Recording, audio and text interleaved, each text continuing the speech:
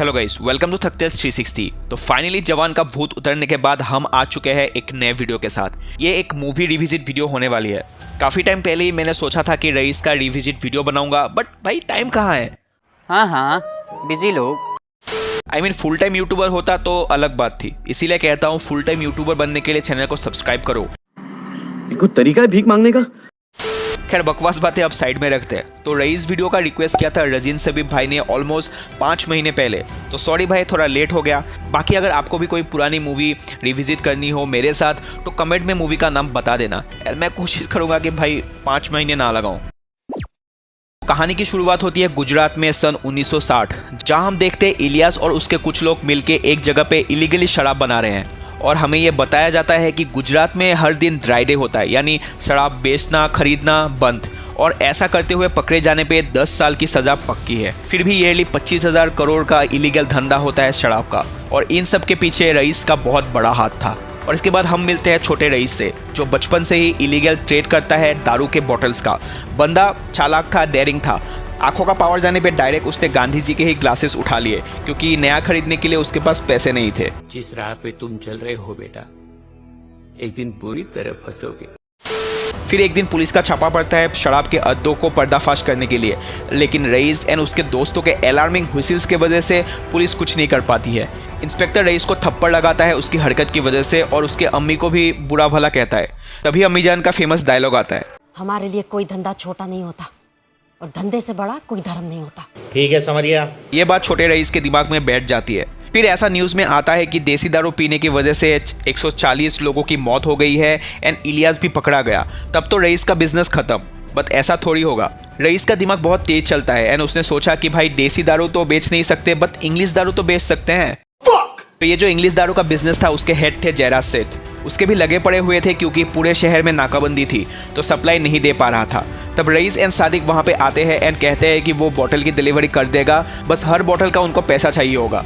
Battery काम मांग रहा है कि हफ्ता? इस चीज के ऊपर नहीं बोलने का, बिल्कुल बैटरी नहीं बोलने का। और रईस को दिया हुआ काम वो आसानी से कर देता है। और जयराज सेठ को भी ये समझ में आ गया कि रईस काम का बंदा है। कल से काम पे रख लेना छोकरे को। बनिए का दिमाग और मियाँ भाई की टेरिंग दोनों है इसके पास। और इसी के साथ रईस बड़ा हो जाता है। जयराज सेठ का हर छोटा मोटा काम अब रईस एंड सादिक करता है। पुलिस भी रिश्वत लेके इनडायरेक्टली इन सब में शामिल थे, पर रईस खुश नहीं था बस इतने से मुनाफे से। सब रिस्क वो उठाता है, बट सारा प्रॉफिट जयराज ले जाता है। आखिर कब तक जयराज की गुलामी करेगा, और वो सोचता है कि खुद का बिजनेस स्टार्ट करेगा। मियाँ भाई का डेयरिंग, बनिए का दिमाग, दोनों है अपने पास। ओके। वही बात जब वो जयराज को बताने जाता है तो ऑब्वियसली जयराज खुश नहीं होता है। सांप को पाल रहा था। जयराज सबके सामने रईस का मजाक उड़ाता है और उसे 3 दिन का वक्त देता है 1 लाख रुपए दे के माल ले जाने के लिए। 72 घंटे।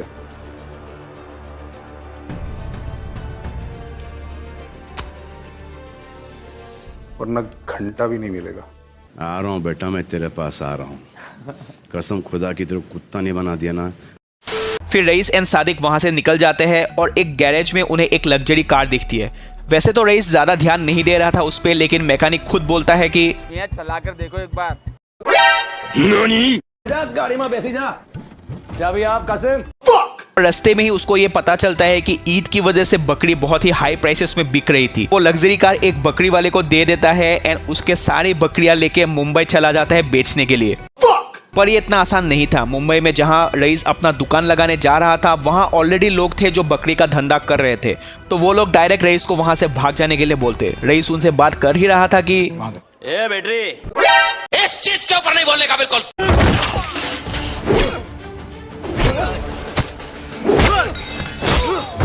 रईस मार खा के बेहोश हो जाता है। जब तक उसकी आंख खोलती है तब तक उसे पता चलता है कि जिनके साथ लड़ाई हुई थी वो मूसा भाई के लोग थे, और रईस जो बकरियों का धंधा करने लाया था उनका बिरयानी बन चुका है। फिर सादिक और रईस ट्रेन से वापस गुजरात आ रहे होते हैं कि ट्रेन में एक बंदा उनके ऊपर नजर रखता है। अगले दिन रईस एंड सादिक सोचते हैं कि अब करे क्या।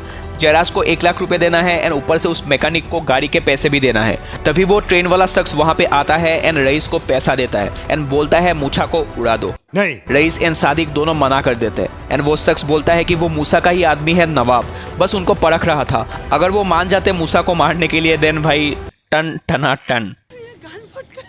तो अब से रईस का राज शुरू। जहां से जयराज माल उठाता था अब वहां से रईस डायरेक्ट माल उठाता है एंड फतेहपुरा की गलियों में खुद बेचता है। जयराज का धंधा अब खतरे में। रईस का धंधा जोरों शोरों से चलने लगा। टमाटर में भी शराब डाल के बेचने लगा। काम इलीगल था पर उससे जो मुनाफा होता था वो अच्छे काम में भी यूज करता था रईस। उधर फतेहपुरा से बहुत दूर एक पार्टी में या फिर कह सकते हो फैंसी देश पार्टी में एंट्री होती है फैजल की, आई मीन इंस्पेक्टर मजमूदार की। धंधा करो तो बड़ा करो, पर सत्तम भाई वरना मत करो। पार्टी में अल्कोहल कंजम्पशन करने की वजह से पार्टी के सभी गेस्ट को अरेस्ट भी कर लिया भाई साहब ने। एक नीली जाली वाली बस खड़ी है और ध्यान रहे दोस्तों, धक्का मुक्की नहीं और ladies first. Have a safe jail यात्रा। Thank you. फिर उन्हें छोड़ देने के लिए सीएम साहब कहते हैं, लेकिन इंस्पेक्टर साहब सीएम से भी रिटर्न में मांगते हैं और इंस्पेक्टर मजमूदार का ट्रांसफर करके फतेहपुरा भेज दिया जाता है, यानी रईस का शहर। फिर हमें देखने को मिलती है for the first time movie के हीरोइन पाकिस्तानी एक्ट्रेस माहिरा खान को एज आशिया।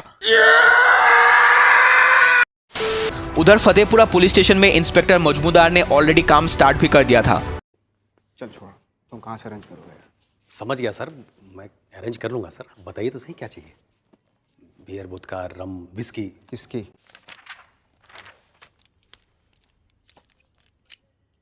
ये लिख। सर क्या लिखूं सर? इस्तीफा। दारू के अड्डों का एड्रेस लिख या तेरा इस्तीफा। दूसरे दिन इंस्पेक्टर जयराज के दारू के ट्रक को पकड़ लेती है एंड मीडिया के सामने पूरा स्टेटमेंट भी दे दिया जाता है। माल तो जयराज का पकड़ा गया पर नोटिस ये सभी के लिए था। रईस का भी एक बड़ा कंसाइनमेंट आने वाला था। मजमूदार रईस को पुलिस स्टेशन में मिलने को बुलाता है, काइंड ऑफ वार्निंग देने के लिए कि धंधा बंद कर ले वरना जिस दिन पकड़ा जाएगा सांस लेना भी मुश्किल कर दूंगा। गुजरात की हवा में व्यापार है साहब, मेरी सांस तो रोक लो, लेकिन इस हवा को कैसे रोकोगे? मरना है क्या? मरना तेरे को डर नहीं लगता? रईस का जो कंसाइनमेंट आने वाला था उसको पुलिस से बचाने के लिए रईस ने दिमाग लगाया। ट्रक से सारा सामान अलग अलग गाड़ियों में डाल के अलग अलग रास्तों से ट्रांसपोर्ट किया गया एंड पुलिस को रईस मात दे देता है। फिर मजमूदार शादी के मंडप से ही एक दूल्हे को उठा के लाता है पूछताछ करने के लिए। निकाह पूरा करना है तो पता कर रईस अपना माल कहाँ रखता। कबूल है? कबूल है। कबूल है? कबूल है। कबूल है? कबूल है साहब। चल निकल, निकाह पूरा हो गया तेरा। मारो हमको जिंदा मत छोड़ो सालो। जयराज रईस के पास आता है और हाथ मिलाने की बात करता है ताकि मजमूदार से बिजनेस को बचाया जा सके। रईस हाँ तो बोलता है, बट उसका एक शर्त था, जयराज के सिंडिकेट का चेयरमैन रईस होगा। तेरा तो गेम बजाना पड़ेगा। फिर गाने बजते बजते रईस की शादी हो जाती है। उधर वो दूल्हा जिसे शादी से उठा के लाया गया था वो मजमूदार को रईस के आने वाले कंसाइनमेंट के बारे में खबर देता है और अगले ही दिन पुलिस नाकाबंदी लगा देती है। रईस को खबर मिलती है इस नाकाबंदी की और उसको पता लग जाता है कि कंसाइनमेंट रास्तों से ले जाना नामुमकिन है। तभी रईस अपना दिमाग चलाता है और रास्तों के बजाय वही माल पानी से ट्रांसपोर्ट किया गया। बनिएगा दिमाग मियाँ भाई की डेयरिंग। और उसमें उसकी मदद की दमला सेठ ने। रईस का हर तरफ से बिजनेस बढ़ रहा था लेकिन जयराज का धंधा पूरा डूबने की कगार पे था। अब धंधा बचाना है तो रईस का कुछ करो सेठ। कल मोहर्रम है, वो मातम मनाने जरूर आएगा। रईस को मारने के लिए एक शूटर भेजा गया था। रईस को मार तो नहीं पाया पर वो खुद मर गया। वही उसके मर्डर के केस में मजमूदार रईस को अरेस्ट कर लेता है, बट मूसा अपने आदमी को भेज के उससे ये खून कन्फेस कराता है पुलिस के सामने और रईस बाहर निकल जाता है। रईस को खुशखबरी मिलती है कि वो बाप बनने वाला है। साथ ही साथ मूसा ये खबर देता है कि उसे मारने का सुपारी जयराज ने दिया था। रईस जयराज के साथ साथ उसके साथियों को मार देता है। ऐसा पहली बार हुआ था कि रईस ने अपने हाथों से किसी का खून किया। इस कांड की वजह से फिर से मजमूदार का ट्रांसफर हो गया। आप मेरा ट्रांसफर कहीं भी कर सकते हैं, रईस को नहीं छोड़ूंगा मैं सर, और या आप मुझसे राइटिंग में ले सकते हैं। देखते देखते एक साल बीत गया। मजमूदार के ना होने से रईस अपना धंधा आसानी से कर पा रहा था। प्रेस पुलिस के साथ साथ सरकार के लोगों को भी रईस खुश रखता था, यहाँ तक कि ओपोजिशन पार्टी को भी। रईस का धंधा आसमान पहुंच चुका था और उसके दिमाग में एक के बाद एक नया आइडिया आता गया। इस बार उसने सोचा कि दारू का होम डिलीवरी स्टार्ट करेगा। बैटरी साला इस चीज के ऊपर नहीं बोलने का बिल्कुल। उधर मिल के मजदूर कर्ज में डूबकर सुसाइड करने लगे। मिल के मालिक ने पैसा देने से मना कर दिया था तो रईस जाके खास उससे बात करता है और कहता है कि मजदूरों के हक का पैसा लौटा दो। नहीं, अगर ये फिर हुआ और भाई या लालच की वजह से फिल्म का दी एंड होने से पहले मजदूरों का पैसा मिल जाना चाहिए। फिर सारे मजदूरों को अपना पैसा मिल जाता है। इसमें यह दिखाया गया है कि रईस इलीगल काम तो करता था लेकिन वो लोगों की मदद भी करता था। इंस्पेक्टर मजमूदार डमला सेठ को पूछताछ के लिए पुलिस स्टेशन बुलाता है पर वो नहीं आता है क्योंकि वो फतेहपुरा में था। रईस के बेटे होने की खुशी में पार्टी रखी थी जहाँ तमाम लोग आए थे, यहाँ तक सीएम भी, और यह खबर मजमूदार तक पहुंची गई थी। क्या करूं, रईस का और मेरा रिश्ता बड़ा अजीब है। पास रह नहीं सकता, साला दूर जाने नहीं देता। दूसरे दिन दमला सेठ माल के साथ पकड़ा जाता है। मजमूदार फिर से रईस का सरदर्द बनने लगा। सीएम से कह के रईस फिर से मजमूदार का ट्रांसफर करा देते हैं, बट कहीं और नहीं, फिर से फतेहपुरा पे। बस कंट्रोल रूम में ट्रांसफर किया गया ताकि वो बाकी कामों में टांग ना लड़ा पाए। लेकिन मजमूदार ने इस मौके को वेस्ट नहीं होने दिया। रईस का जो होम डिलीवरी सर्विस चल रहा था फोन से, उन सभी नंबर्स को वो टैप करने लगा। रईस ने गलती से मुझे अपने इतने करीब बुला लिया था कि यहीं से मैं उसकी धड़कन तक सुन सकता था। इलेक्शन नजदीक आ रहा था और ऑपोजिशन पार्टी के पाशा भाई शराब के अगेंस्ट रैली निकालने का प्लान कर रहे थे। रईस ने पहले आराम से उसको समझाया कि ये रैली का प्लान कैंसिल करने के लिए, लेकिन उसने कहा, तू रास्ता निकाल, मैं यात्रा निकाल। मावशी जी गाने तो एक बात समझ ले पाशा, अगर ये यात्रा निकली तो तेरी अंतिम यात्रा होगी। उधर मजमूदार उनकी सारी बातें सुन रहा था और उसने प्रेस को यह धमकी वाली बात बता दी और यही से एक्चुअली मूवी पॉलिटिकली टर्न लेती है। दूसरे ही दिन पेपर का ये हेडलाइन बन गया और पाशा ने भी अपनी रैली निकाली। फिर क्या, दंगा तो होना ही था।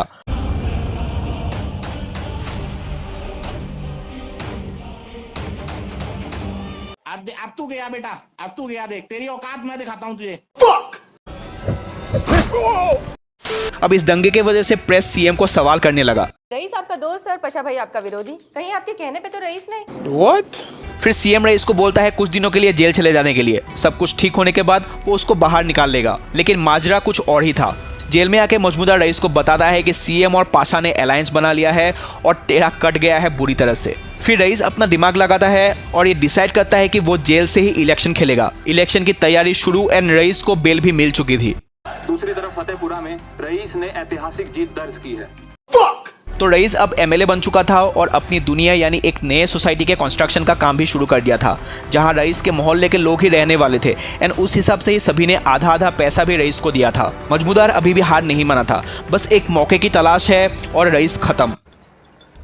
दिनों रात लोगों के होते होंगे मजमूदार साहब, शेरों का जमाना होता है।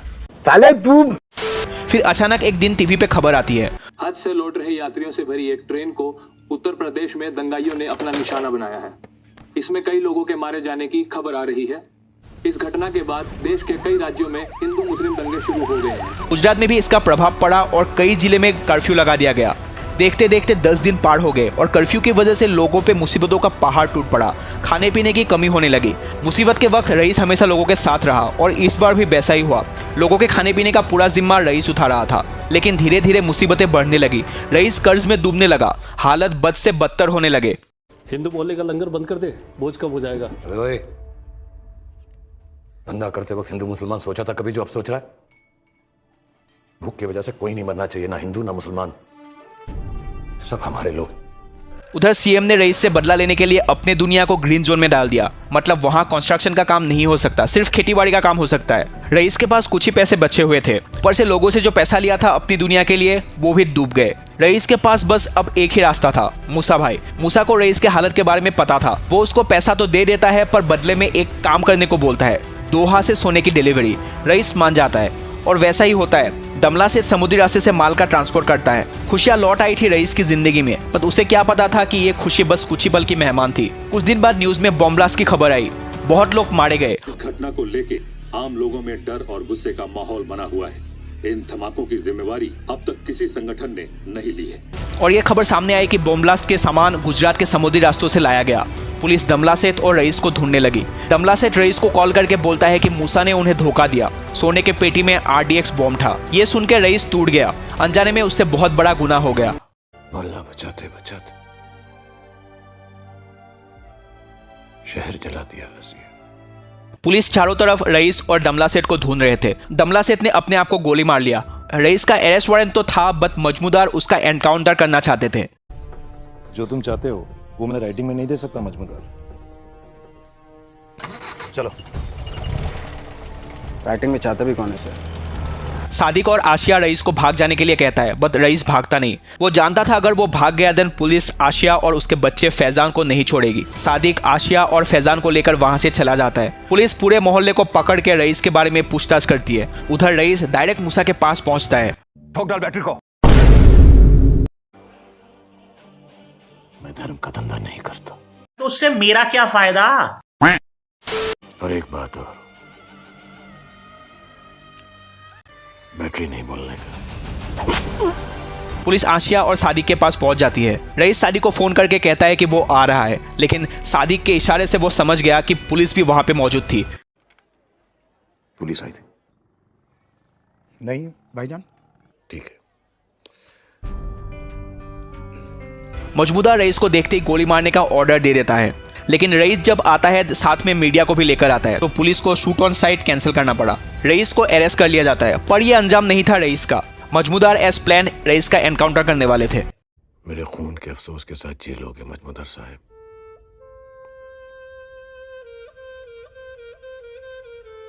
पीठ पे नहीं, सामने गोली मारा साहब। ओके। और रईस का एनकाउंटर कर दिया जाता है। सो यही कहानी थी रईस मूवी की। ये one of the best well made and grounded movie है SRK की। अभी रईस का जिक्र इतना ज़्यादा इसीलिए हो रहा है क्योंकि हाल ही में शाहरुख खान की जवान मूवी रिलीज हुई थी, जहां वो फुल ऑन मास कैरेक्टर में दिखे थे। लेकिन as usual SRK was way ahead of his time. 2017 में ही एक मसाला मास सेंट्रिक मूवी बनाई जब पुष्पा KGF का नाम भी कोई नहीं जानता था। जितना मूवी को एप्रिसिएशन मिलना चाहिए था उतना तो नहीं मिला due to clash with Hrithik Roshan starrer Kaabil, and obviously SRK की मूवी हो और कंट्रोवर्सी ना हो ये तो हो नहीं सकता। ऊपर से फिल्म में पाकिस्तानी एक्ट्रेस, तो थोड़ा बहुत तो हंगामा हुआ था मूवी को लेकर। रईस फ्लॉप तो नहीं हुई थी, बट हाँ ओवरवेलमिंग रेस्पॉन्स नहीं मिला था मूवी को। So that's it for this video. अगर वीडियो अच्छी लगी हो तो लाइक कर देना, चैनल पे नया है तो चैनल के बाकी वीडियोस भी देख लो, अगर अच्छा लगे तो सब्सक्राइब कर देना। नेक्स्ट कौन सी मूवी का रिविजिट करना चाहते हो मेरे साथ कमेंट करके सजेस्ट कर देना। मिलते हैं नेक्स्ट वीडियो में, तब तक पीस आउट।